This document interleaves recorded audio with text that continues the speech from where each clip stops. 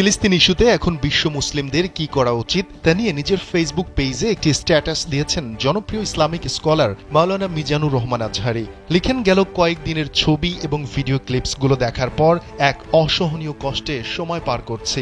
এর মাঝেও আমাদের করণীয় নিয়ে ভাবনা প্রয়োজন, আত্মসমালোচনার প্রয়োজন। গোটা বিশ্বজুড়ে উম্মাহ আজ অনেক সমস্যায় নিমজ্জিত, যার অন্যতম কারণ হল জাতি হিসেবে আমাদের নিজেদের পরিচয় ভুলে যাওয়া।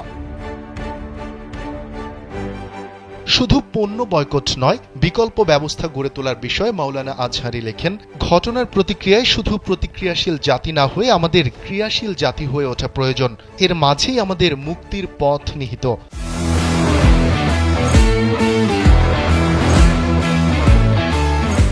আমরা শুধু তাদের ব্র্যান্ডগুলো বয়কট করতে জানি, কিন্তু আমাদের নিজেদের মানসম্মত কোনো ব্র্যান্ড নেই। জ্ঞান বিজ্ঞানে উৎকর্ষতার জন্য যে ডেডিকেশন দরকার তা আমরা করতে রাজি না।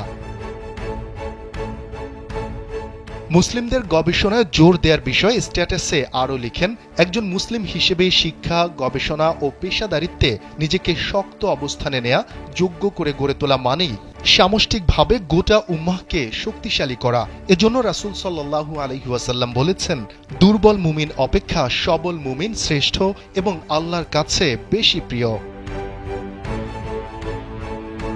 বর্তমানে মুসলিম বিশ্ব নানা অপ্রয়োজনীয় কাজে নিজেদের লিপ্ত রাখছে উল্লেখ করে জনপ্রিয় এই ইসলামিক স্কলার লিখেন, আমরা মুসলিমরা নানান আনপ্রোডাক্টিভ কাজে নিজে লিপ্ত থেকে সামগ্রিকভাবে গোটা উম্মাহকে দুর্বল করে চলেছি দিনের পর দিন।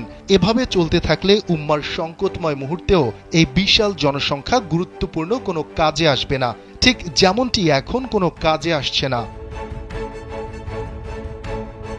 রোববার দুপুরে দেয়া ওই স্ট্যাটাসের শেষ অংশে আবু দাউদের 4299 নম্বর হাদিস উল্লেখ করে আজহারি আরও লিখেন, আল্লাহর রাসূল সাল্লাল্লাহু আলাইহি ওয়াসাল্লাম বলেন, অনতিদূর সকল বিজাতি তোমাদের বিরুদ্ধে ঐক্যবদ্ধ হবে, যেমন ভোজনকারীরা ভোজন পাত্রের ওপর একত্রিত হয় এবং চারদিক থেকে ভোজন করে থাকে। একজন তখন বলল, আমরা কি তখন সংখ্যায় কম থাকব হে আল্লাহর রাসূল? তিনি বললেন, বরং তখন তোমরা সংখ্যায় অনেক থাকবে, কিন্তু তোমরা হবে তরঙ্গ তাড়িত আবর্জনার ন্যায় শক্তিহীন ও মূল্যহীন। শফিকুল ইসলাম শান্ত, কালবেলা।